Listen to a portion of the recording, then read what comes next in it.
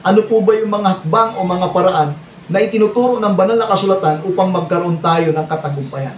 And I do believe, yan po ay hinahangad nating lahat. We are praying for blessings, we are praying for success. Nandun po yung ating pananalangin na tayo po'y pagtagumpayin sa iba't ibang aspeto, iba't ibang larangan ng ating pong buhay. Ngunit tandaan po natin, ang pinakasusi sa lahat ng tagumpay ay nagmumula sa atin pong Panginoon. Ang sabi po ng 1 Corinthians 15:57, "But thanks be to God, which giveth us the victory through our Lord Jesus Christ." Datapot salamat sa Diyos na nagbibigay sa atin ng pagtatagumpay sa pamagitan ni Kristo Jesus na Panginoon natin. So ang katagumpayan, ang Panginoong Jesucristo ang nagkakaloob po niya. Siya po talaga yung author ng totoong tagumpay. Bakit natin sinabing totoong tagumpay? Kasi marami pong nagtagumpay sa mundong ito na sa kinalaunan, ito'y ikinasama nila. Sa kinalaunan, naging kapahamakan sa kanila. Ngunit ang tagumpay na ayon sa Panginoon, na ayon sa banal na kasulatan, ay tunay na tagumpay. Dahil hindi lang basta tagumpay na sa ibang larangang pangmaterial, pangfinansyal, kundi sa lahat ng aspeto ng buhay. Andun po yung pagtatagumpay. Ngayon, tatalakayin po natin yung mga hakbang o mga paraan upang magtagumpay ayon sa banal na kasulatan. Isa-isahin po natin ang mga paraang itinuturo ng banal na kasulatan upang tayo ay magtagumpay. Nawa sa atin pong talakayin ngayong gabi, ako po ay gamiting instrumento ng Panginoon upang ang bawat isa ay pagpalain, upang ang bawat isa ay mabigyan ng patnubay at gabay na naayon sa banal na kasulatan. Siguro matagal ka nang nagpipray, matagal mo nang hinahangad. Maari ikaw ay sawa na, pagod na sa kahirapan ng buhay, maari ikaw ay grabe ng struggle na iyong pinagdadaanan.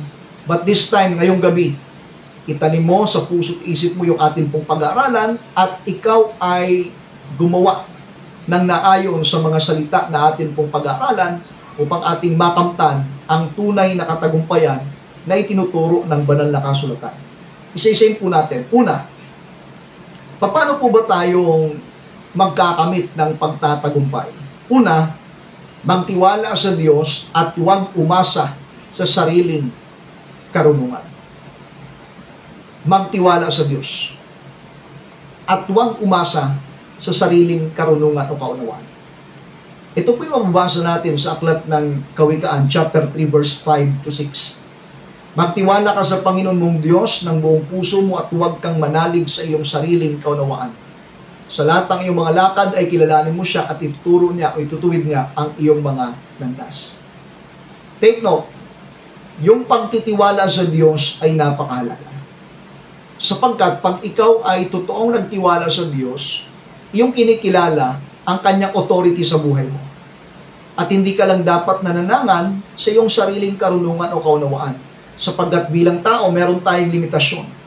Bilang tao, meron tayong hangganan, meron tayong kahinaan. Kahit gaano pa tayo kahusay, kahit gaano pa tayo katalented na tao, kahit gaano pa tayo kagaling, tandaan po natin, meron tayong limitasyon. Marami tayong mga bagay na maaring ginagawa na hindi po natin ma-accomplish ng gusto sapagkat meron tayong kakapusan. Kaya nga, unang bagay na dapat nating maintindihan kung nais mong magtagumpay, una, yung pagtitiwala mo sa Diyos ay dapat mo ibigay sa Kanya ng buo. At huwag kang manalig, huwag kang umasa sa iyong sariling karunungan o kaunawaan. Huwag lang sa sariling plano umasa, isama po natin ang Panginoon sa ating pong buhay. Kung atin pong mapapakinggan yung mga success stories, even yung mga hindi mananampalataya, palagi nilang binabanggit ang ating Panginoon na siyang nagbigay sa kanila ng breakthrough, ng pagtatagumpay sa kanilang buhay. Kaya nga, huwag lang tayong umasa sa sarili po nating plano, huwag tayong umasa sa sarili po nating galing o husay. Isama po natin palagi sa plano ang ating pong Panginoon.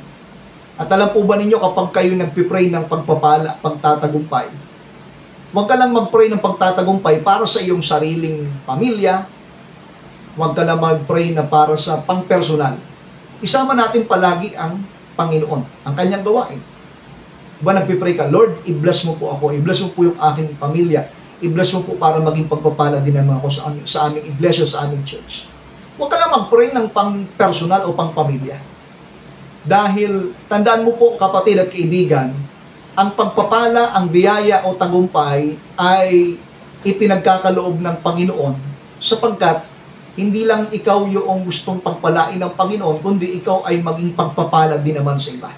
You are blessed in order for you to become a blessing also to others. Pinagpala ka para maging pagpapala din naman sa iba. Kaya yung pagpapala, yung tagumpay na iyong makakamtan, hindi lang po yan pang sarili. Hindi lang po yan pang pamilya. Kumbaga pang church din. Panggawain din ng atin pong Panginoon. Kaya, nais mong magtagumpay, isama mo palagi sa plano mo, sa desisyon mo ang Panginoon. Huwag ka lang umasa sa sarili mong karunungan o kanuwaan. Magtiwala ka sa Panginoon ng buong puso mo. Yan po yung unang hakbang. Nais mong magtagumpay, magtiwala ka sa Panginoon ng buong puso at huwag kang umasa, huwag kang manalig sa iyong sariling kaunawaan o karunungan.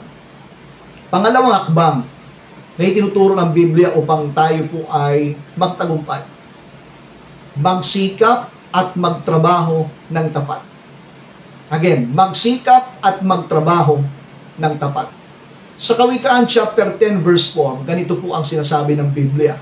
Ang kamay ng masipag ay nagdudulot ng kayamanan, ngunit ang tamad ay nagdudulot ng kahirapan. Napakaliwanag ha? Ang kamay daw po ng masipag, nagdudulot o naghahatid ng kayamanan. Ngunit, yung tamad ay nagdudulot ng kahirapan. Kaya alam po niyo sa Biblia, ang mga mananampalataya, hindi po inutusan na patamad-tamad. Hindi inutusan na para bagang umasa lang na o kaya manalangin lang na manalangin at walang gagawin. Sapagkat sinabi po ni Santiago, faith without works is dead. Yung pananalangin, okay po yan. Yung pananampalataya, okay po yan. Kailangan nating manalangin, kailangan po nating manampalataya, pero yung pananampalatayang walang gawa, patay sa kanyang sarili. Alam po ba niyo, pag tayo po'y nag-pray, gagabayan tayo ng Panginoon kung ano yung paraan, kung ano yung hakbang na dapat nating gagawin. Ngayon, kapag ikaw ay ginaid, inilid ka sa mga bagay na dapat mong gawin, gawin mo ng buong puso mo, gawin mo ng may pagsisikap, at pagtrabahuhan mo ng may katapatan. Dahil, tandaan mo po ang kamay ng masipag ay nagdudulot ng kayamanan. Biblical po yan. Kawikaan 10:4. Maaring ikaw minsan ay naghihinanakit sa ating Panginoon. Sinasabi mo, Panginoon, bakit naman hindi mo ako pinagpapala? Nagtatapat naman ako sa iyo. Palagi naman ako dumadalo sa church. Palagi naman ako nananalangin. Palagi ka nang dumadalo sa church. Palagi ka nang nananalangin. Pero tamad ka naman. O paano ka pagpapalain? Anong gawa ang ibibless ng Panginoon? Kasi nga, ang pagpapalain ng Panginoon sa buhay natin, yung gawa ng ating mga kamay. So, ano po yung gawa ng kamay natin na pwedeng i-bless ng ating Panginoon? Sapagkat tandaan natin, ang kamay ng masipag ay nagdudulot ng kayamanan. Ngunit ang tamad ay nagdudulot ng kahirapan. Hindi po sapat ang panalangin. Kailangan ding magsikap at magtrabaho ng maayos at tapat. Kinakailangan po nating magtrabaho. Kinakailangan nating gumawa. Hindi po ba ang Panginoon nagpakita siya ng halimbawa? 6 na araw na gagawa ka. At yung isang araw, yung ika-7 araw ay ipangilin mo sa Panginoon. Nagpakita ng halimbawa ang Panginoon, 6 days siyang gumawa. Yung isang araw, inukol sa Panginoon. Huwag naman natin ubusin yung isang linggo. Na baka sabihin natin, ay sabi ni Pastor, kinakailangan magsikap, magtrabaho ng tapat. Inubos mo naman yung buong isang linggo. Wala ka nang itinira para sa Panginoon. Yung isang araw para sa Panginoon yun. Yung isang araw nga para sa Panginoon, di na nga isang araw, oras na lang ang binibilang natin. Tapos nagmamadali pa tayo umuwi. So ang point natin, nais mong ikaw ipagpalain, magtagumpay sa iyong mithiin sa buhay, magsikap at magtrabaho ng tapat. Tandaan po natin, hindi po sapat ang panalangin lamang. Kailangan din ng pagsisikap, kinakailangan din ng pagtatrabaho ng maayos at tapat. Dahil tandaan natin yung sinabi po ni Santiago, faith without works is dead. Ang pananampalatayang walang gawa ay patay sa kaniyang sarili. Para po tayong walang pinagkaiba po niyan kay Juan Tamad.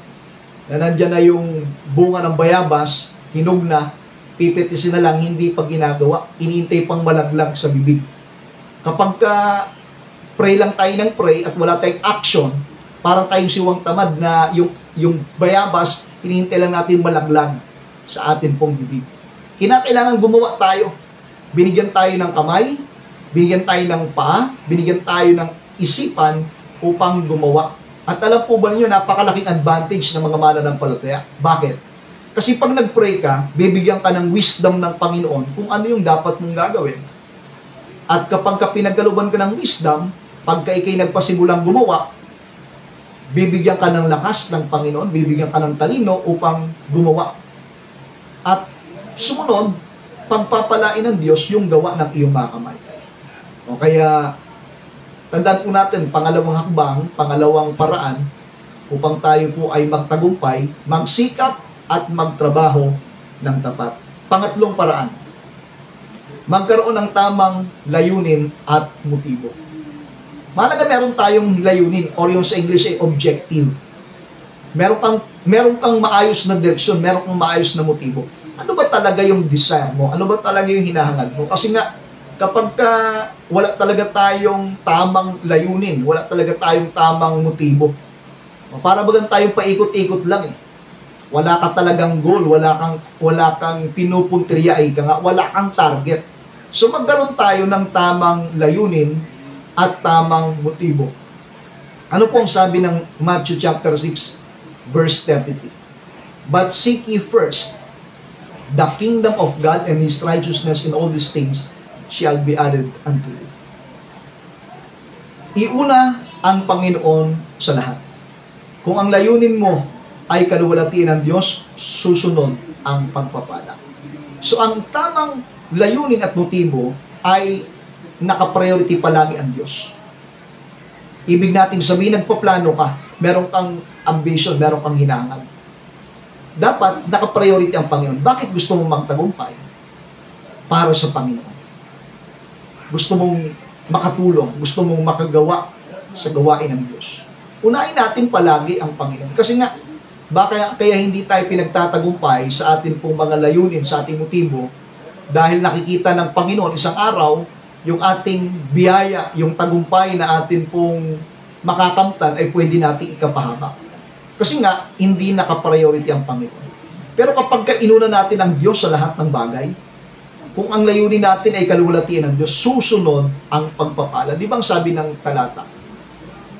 Seek ye first the kingdom of God and His righteousness, and all these things. Yung things na binabanggit doon, yung mga primary needs. At ang lahat ng mga bagay ay pawang idaragdag sa inyo. Ano pong gagawin natin? Kapag kaunahin ang Panginoon, ang kanyang kaharian at ang kanyang katwiran, lahat ng mga bagay, idadagdag ng Panginoon. Kaya, i-realign po natin yung atin pong objectives as well as our motives. Nais mo magtagumpay, magkaroon ka ng tamang objective, tamang layunin, at tamang motibo. Tandaan mo kapatid, mas mainam na palaging inuuna ang Panginoon. Ang nakakalungkot po kasi, imbis nagiging priority ang Panginoon, nagiging last option. Bakit? Kapag wala nang mapuntahan, saka na naalala ang Panginoon. Kapag ka nasukol na, kapag ka ginawa ng lahat ng paraan, wala pong nangyari, saka nalalapit sa Panginoon. Nagiging last option. Kumbaga, nagiging huling barahan na lang ang Diyos. Para tuloy sugal eh. Huwag natin ipahuli ang Panginoon. Pwede naman natin siya unahin. At bilang ikaw ay nakaunawa, nakakilala sa Panginoon, napakalaga na inuuna mo palagi ang Panginoon. Sapagkat kapag kainuna natin ang Panginoon, andyan yung pangako na nakakabit eh. Ano pong sabi? At ang lahat ng mga bagay na ito ay pawang idaragdag sa ito. Andun po yung pagdadagdag ng ating primary needs. Ngayon, kapag hindi natin inuna, imbis na dadagdagan yung ating mga pangangailangan, pabawas yan. Kapag ipinahuli natin ang Panginoon, imbis na idadagdag yung pangangailangan natin, babawasan. Yun po yung purong katapat eh. If we seek first the kingdom of God and His righteousness, all our primary needs will be met. But if God will be last option, our needs will be deducted, will be subtracted. Unti-unti pong pabawas ng pabawas. Kaya nga, habang inuuna natin yung pangsariling hangarin, mas lalo lang tayo nabubunsod sa kahirapan, mas lalo tayo nabubunsod sa iba't ibang uri ng pangangailangan. Minsan, andun yung pagsisipan mo, andun yung mga iba't ibang mga pagsisikap na ginagawa mo, pero bakit parang walang nangyayari? Baka ang problema, yung layunin at motibo. Baka hindi mo priority ang Panginoon. Baka nagsisikap ka nga, hindi mo naman talaga ginagawa yung nauukol para sa Panginoon. Ni yung pagbibigay ng nararapat sa Diyos, hindi mo magawa.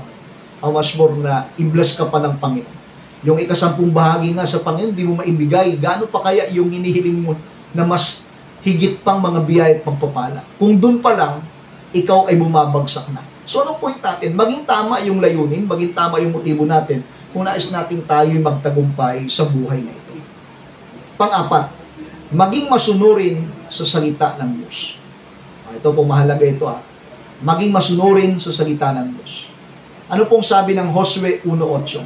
Ang aklat na ito ng kautusan ay huwag mahihiwalay sa iyong bibig, kundi iyong pagbubulayan araw at gabi upang iyong masunod ang mga nakasulat dito, sapagkat kung magagay magtatamo ka ng mabuting kawakasan. Ikaw ay magtatagumpay at magtatamo ka ng mabuting kawakasan. Ito po sa isang version ng Bible. Huwag mong kaliligtaan ang aklat ng kautusan.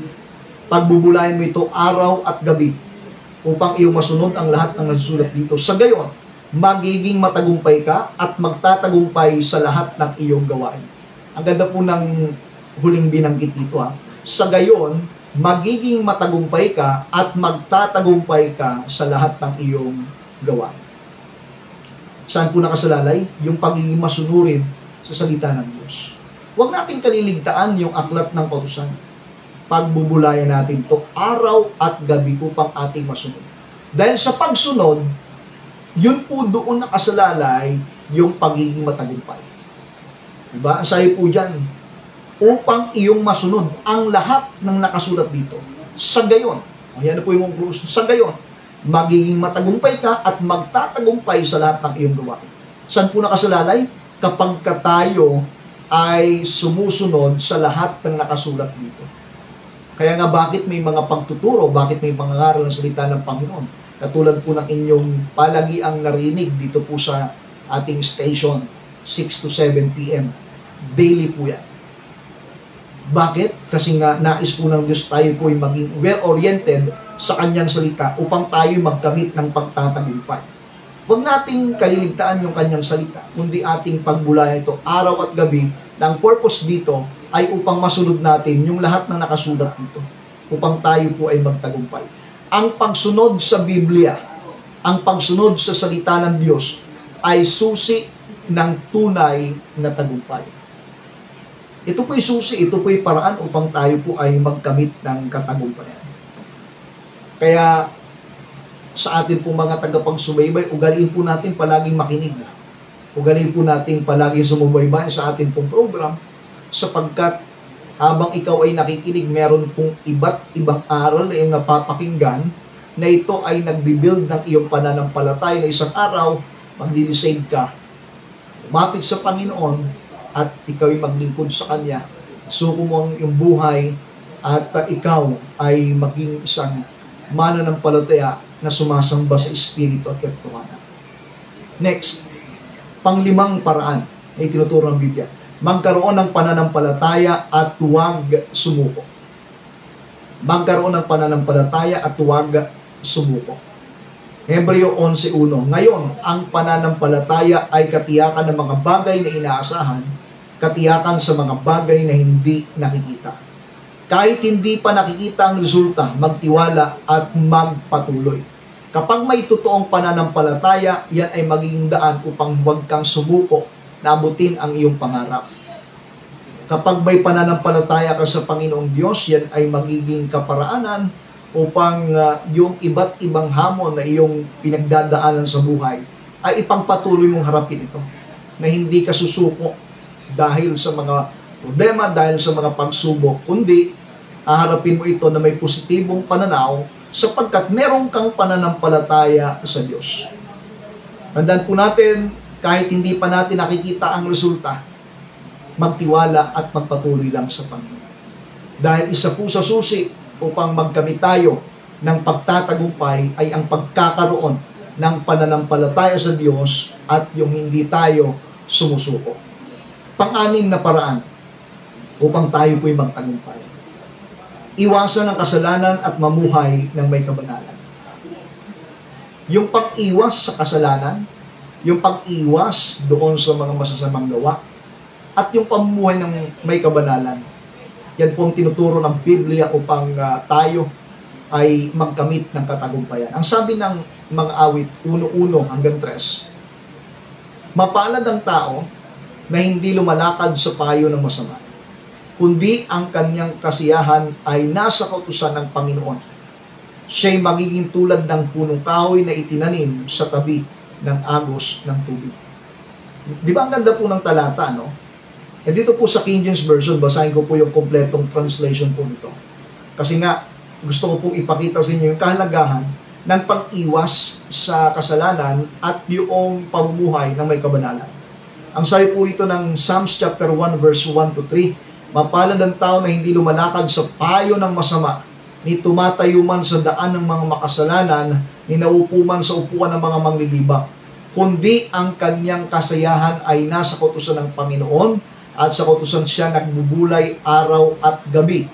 Verse 3, at siya'y magiging parang punong kahoy na itinanim sa siping ng mga agos ng tubig na nagbubunga sa kanyang kapanahunan, ang kanyang dahon na may hindi malalanta at anumang kanyang gawin ay giginhawa. I like that statement, yung huling binanggit. Anumang kanyang gagawin ay giginhawa. Whatsoever he doeth shall prosper. Anumang kanyang gawin ay giginhawa. Anumang kanyang gawin ay magtatagumpay. Sa papanong paraan? Yung pag-iwas sa kasalanan. Yung ikaw ay hindi nakukompromiso. Kaya sabi po ng talatang 1, mapalad ang tao na hindi lumalakad sa payo ng masama, ni tumatayo man sa daan ng mga makasalanan. Yan po yung, yung hindi ka nakukompromiso sa lakad ng payo ng masama, hindi ka tumatayo sa daan ng makasalanan, hindi ka umuupo sa upuan ng manlilibak. You refuse to compromise your stand in faith. Ikaw ay tumitindig sa katwiran. Ang kasiyahan mo ay nasa kautusan ng Panginoon at ito'y pinagbubulayan mo araw at gabi. Ikinumpara yan sa isang punong kahoy na itinanim sa sipi ng agos ng tubig, na nagbubunga sa kanyang kapanahunan, yung kanyang dahon hindi malalanta at anumang kanyang gawin ay giginhawa. Kaya it speaks of true victory and success. Gusto ba nating maging matagumpay? Ito po ay napakahalagang aspeto na dapat nating isalang-alang. Ano po yun? Iwasan ang kasalanan at mamuhay ng may kabanalan. Alam po ba niyo sinabi, mga kapatid, ng Isaiah chapter 59? Kasi pinag-usapan po natin ang tunay na katagumpayan. Maaaring tayo po'y nananalangin sa Panginoon, pero may mga pagkakataon para bagang ang pakiramdam natin ay hindi dinidinig ng Panginoon yung ating panalangin. Ito po yung dahilan. Ang sabi po ng Isaiah 59:1 hanggang 2, narito ang kamay ng Panginoon ay hindi umiksi, na di makapagliligtas, ni hindi man mahina ang kanyang pakinig na di makarinig, kundi pinapaghiwalay ng inyong mga kasamaan kayo at ang inyong Diyos, at ang inyong mga kasalanan ay siyang nagpakubli ng kanyang mukha sa inyo upang siya'y huwag makinig. Kapag ang isang tao patuloy na namumuhay sa pagkakasala, sa pagkakamali, hindi po yan pinakikinggan ng Panginoon. Ang sabi po ng talatang binasa natin, hindi maiksi ang kamay ng Panginoon, hindi siya makapagligtas. Yung kamay ng Panginoon, ito'y nagre-represent ng kanyang pag-abot, ng kanyang pagtugon sa atin. Hindi rin mahina yung kanyang pakinig na hindi tayo mapakinggan. Hindi siya bingi. Kundi, ang sabi po nito, pinapaghiwalay ng inyong kasamaan, kayo at ang inyong Diyos, at ang inyong kasalanan ay nagpakubli ng kanyang mukha sa inyo upang siya'y wag makinig.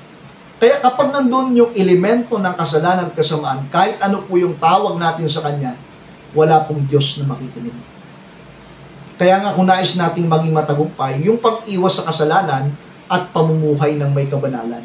Pag sinabi nating pamumuhay ng may kabanalan, yung pamumuhay ng naayon sa salita ng Diyos. Yung pamumuhay na sumusunod tayo sa kanyang salita. Hindi po yung kabanalan sa sarili nating kaisipan, kundi yung kabanalang itinuturo ng Biblia na yung kabanalang sumusunod tayo sa kautusan ng Panginoon. Katulad po nitong ating pinag-aaralan ngayong gabi, hindi naman po tayo nagtatalakay ng reliyon, hindi tayo nagtatalakay ng iyong paniniwala. Ang tinatalakay natin, yung paraan na itinuturo ng Biblia upang tayo ay magtagumpay. Ang problema po kasi kapag meron tayong mga preconceived ideas, na kung saan meron tayong mga idea sa ating kaisipan kung paano natin makakamtan yung tagumpay. Pero alam niyo po ba mga kapatid, ang pinag-usapan po natin ngayong gabi ay yung paraang itinuturo ng Biblia upang tayo po'y magtagumpay. Sabi ko nga kanina, marami pong mga iba't ibang libro na ating mababasa.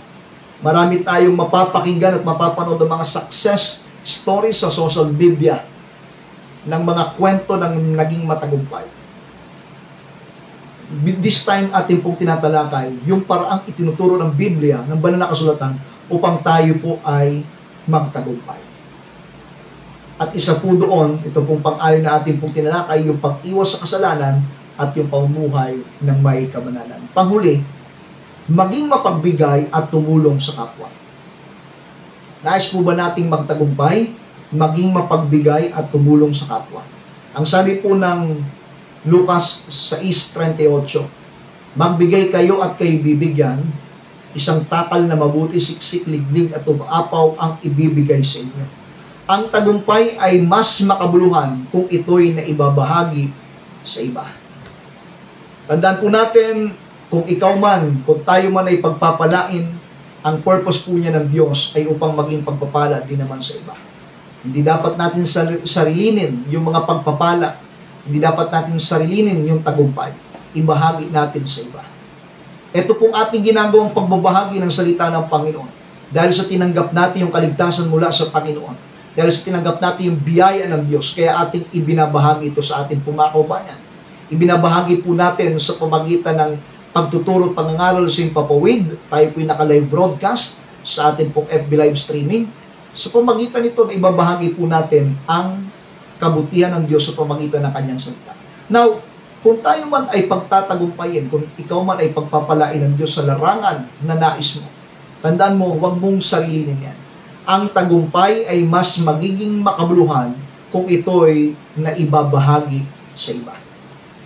Kaya kung atin pong babalikan yung atin pong mga pinag-aralan ngayong gabi, ano po ba ang itinuturo ng banal na kasulatan upang tayo ay magtagumpay? Una, magtiwala sa Diyos at huwag umasa sa sariling karunungan. Number 1 po yan. Number 2, magsikap at magtrabaho ng tapat. Hindi po dapat maging tamad, kundi nandun yung pagsisikap, andun yung pagpupursige, andoon yung pagiging masipag. Pangatlo, magkaroon ng tamang layunin at motibo. Unahin mo palagi ang Panginoon. Isama mo palagi ang Panginoon sa plano mo. Huwag mong ipapahuli ang Panginoon. Make Him priority. Make Him your priority. Not your last option. Magkaroon ng tamang layunin at motibo. Pang-apat, maging masunurin sa salita ng Diyos. Maging masunurin sa salita ng Diyos. Yung pagsunod sa salita ng Diyos, ito po ay para sa ating benepisyo, para po sa ating kapakinabangan. Panglima, magkaroon ng pananampalataya at huwag sumuko. Yung pananampalataya po natin, yan po ay maghatid sa atin patungo sa katagumpayan. Kahit hindi pa natin nakikita ang resulta, magtiwala at magpatuloy lamang. Pang-anim, iwasan ang kasalanan at mamuhay ng may kabanalan. At pang-pito, panghuli, maging mapagbigay at tumulong sa kapwa. Ito po ang itinuturo ng banal na kasulatan upang tayo ay magkaroon ng tinatawag nating katagumpayan. Maaaring tayo po ay nagpipray, maaaring tayo ay dumudulog sa Panginoon. We're praying to have success. We're praying for victory. This time, i-apply po natin sa buhay natin yung mga aral na ating napakinggan upang tayo ay magtagumpay.